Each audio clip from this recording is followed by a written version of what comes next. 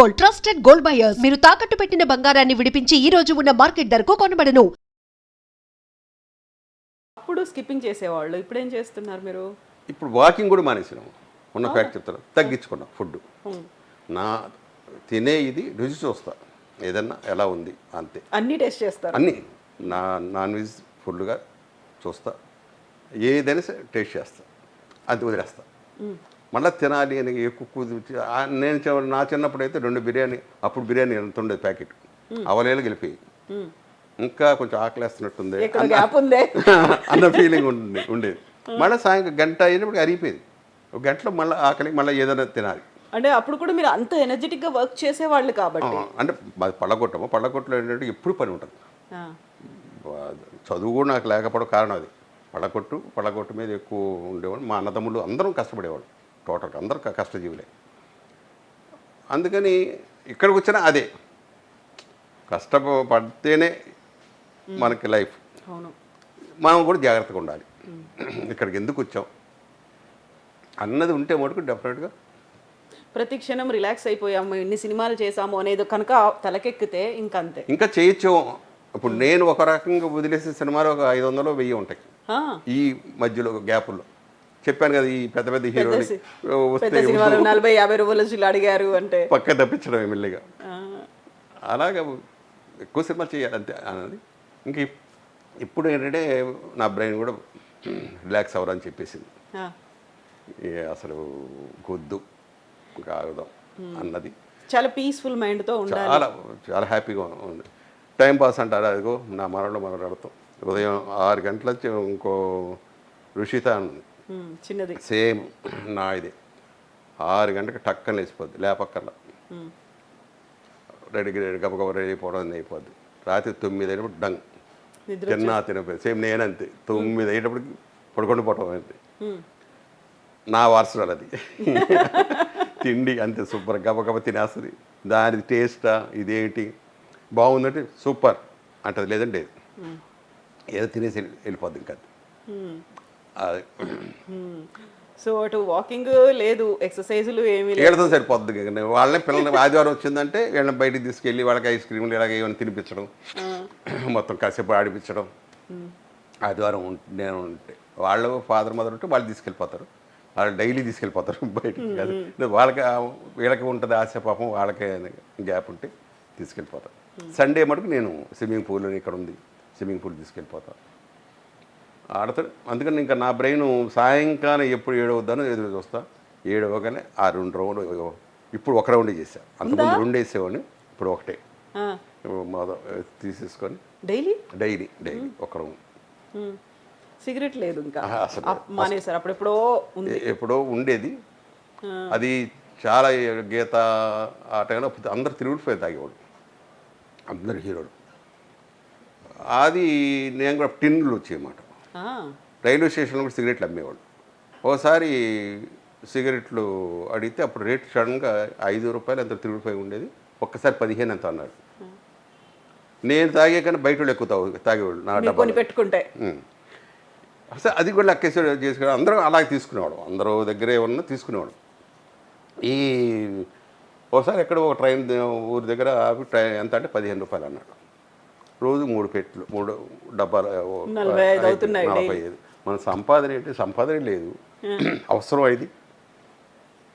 2 3 ఉన్నాయి దాంట్లో డబ్బాలు, అలా బయటపడేశాను అంతే. ఆల్మోస్ట్ ఒక 50 ఏళ్ళు అయింది అలా పడేసి. అప్పుడే అప్పటి నుంచి అప్పుడెప్పుడు షార్ట్ ఉంటే తీసుకోవడం అంతే, యాక్ట్ చేసేటప్పుడు అంతే. మళ్ళీ ఇప్పుడు ప్రసాద్ బాబు గారికి 75 years, మీ ఆరోగ్య రహస్యం ఏంటి అంటే ఏం చెప్తారు? ఆలోచించద్దు దేని గురించి కూడా. ఫస్ట్ నేను చెప్పేది అదే పని ఆలోచించద్దు, హ్యాపీగా ఉండండి, కడుపు నిండా తినండి, అతిగా తినద్దు, అతిగా ఆలోచించద్దు. ఆలోచన ఉండాలి, అతిగా ఆలోచించద్దు, చాలు. ఇంకంతకన్నా ఇంకేం అవ్వకాల. దేవుడికి పూజలు, మెడిటేషన్ అవన్నీ వేస్ట్ అంట. దేవుడు నాకున్నాడు, నేను చేసిన హోమాలు, నేను చేసిన ఇన్ని అన్నీ కాదు. అంటే మా ఆవిడ ఉన్నంతకాలం పక్కన తను తోడు ఉండేది కాబట్టి ఇవన్నీ చేయించాను. ఇప్పుడు తను లేదు కాబట్టి ఇంకా అనవసరం, మనకి అవసరం అన్నది వచ్చేసింది. ఏం కోరాలి? అప్పుడే కోరలేదు, ఇప్పుడు ఏం కోరతాం? కోరికలు ఉంటేనే కదమ్మా కోరుకునేది. దేవుడి దగ్గర అప్పుడు వెళ్ళినా కూడా నేనేం కోరేవాడు కదా, బయటకు వచ్చి అనేవాడు. నేనేంటి ఆయన ఏం అడగలేదు, మీరు అడిగినా అడగపోయినా ఆయన ఇచ్చేది ఇస్తాడు. ఎందుకు చేసేదాన్ని ఆయన చేస్తూనే ఉంటాడు. తను మెడిటేషన్ బాగా చేస్తాను. అవునా? మీరు మెడిటేషన్లు యోగాలు ఎన్నోసార్లు చెప్పేది మెడిటేషన్ టెన్షన్ ఉంటే కదా, పీస్ఫుల్ మైండ్ కావాలనుకొని చెయ్యాలి, లేకపోతే ఎందుకు ఎందుకు నేను ఆల్రెడీ ఎప్పుడు ఏం ఆలోచించను, ఇంకెందుకు నాకు అనేవాడిని. ఒకసారి పిల్లలు బాగా గొడవ చేసి, బాబా వీళ్ళు గొడవ ఎక్కువైపోయింది, నేను మెడిటేషన్ నాకు డిస్టర్బెన్స్గా ఉందని, బాగా డిస్టర్బ్ అయిపోతున్నాడు. అది నువ్వు గొడవ ఎందుకు అనుకుంటావు, దాని మ్యూజిక్ అనుకో, ఎంజాయ్ చెయ్యి, ఎంజాయ్ చెయ్యి, అది మ్యూజిక్లాగా అనుకో. నువ్వు గొడవ అనుకుంటే గొడవగానే వినిపిస్తానే ఉంటుంది అలాగే. నువ్వు మ్యూజిక్ అనుకో, లేదా ఓం అనుకో, మనసులో అదే నాకు ఓంకారం వినిపిస్తుందని చెప్పి అనుకో, డెఫినెట్గా నీకు అసలు ఆలోచన రాదు. నెల తర్వాత మీరు చెప్పింది కరెక్ట్ అది ఒప్పుకుంది. మరి మీరు కూడా ఎంత ఇదిగా మీరు ఆలోచిస్తే మీరు చేయొచ్చు కదా, నాకు అక్కర్లేదు అనిపిస్తుంది. దేని గురించి మెడిటేషన్ చెప్పు, మనశ్శాంతి కోసం అనుకుంటాం. నేను మనశ్శాంతిగా ఉన్నానుగా, హ్యాపీగా ఉన్నాను. టయానికి నాకు తిండి పెడుతున్నావు, టయానికి నాకు ఏం కావాలి, షూటింగ్లు ఉన్నాయి, ఇంకెందుకు నాకు ఇవన్నీ, ఏం కావాలి అన్నీ జరుగుతున్నాయి, ఇబ్బంది నేనే పడట్లా. 100% నాకు చాలు, ఏ డిస్టర్బెన్సెస్ లేవు, ఇంకా ఇక లేవు. ఎందుకు నేను టెన్షన్ పడాలి అని మా ఇద్దరికి ఇదే. దండం పెట్టుకుంటారా? అది కూడా లేదు. లేదండి. రోజు ఇంట్లో దండం పెట్టుకుంటారు, పూజలు ఒకప్పుడు చేశాను, చెప్పాను. అదే ఇప్పుడు మీ కొడుకు కోడలు అలా పూజలు చేసినప్పుడు, ఇంట్లో ఏదన్నా ఉన్నప్పుడు ఓకే వాళ్ళతో అది ఉంది. అది ఎందుకంటే మనం నేర్పించాలి వాళ్ళకి, ఈ ఆచారాలు అనేది నేర్పించాలి, లేదా మూర్ఖులా తయారవుతారు. ఆ భయం, దేవుడు అనేవాడు ఒక ఉన్నాడు భయం అని. నా మనవాళ్ళు పూజ చేయమంటారు, దండం పెట్టుకున్నాను. ఈ శుక్లాంబరదం నేర్పిస్తా, గురువే సర్వలోకాన బిషే బహురోగ నిధే సర్వజ్ఞాన దక్షిణామూర్తి అని ఆయన గురించి ముందు రోజు ఒకసారి అనిపించమంట. నేనే చెప్తా, ఇక్కడి నుంచి నేను కూర్చొని చెప్తుంటే వాళ్ళు చెప్తుంటారు, మనవాళ్ళు కానీ మనవాడు కానీ వీళ్ళు కూడా. అయ్యో అంతేగాని వ్యతిరేకం కాదు.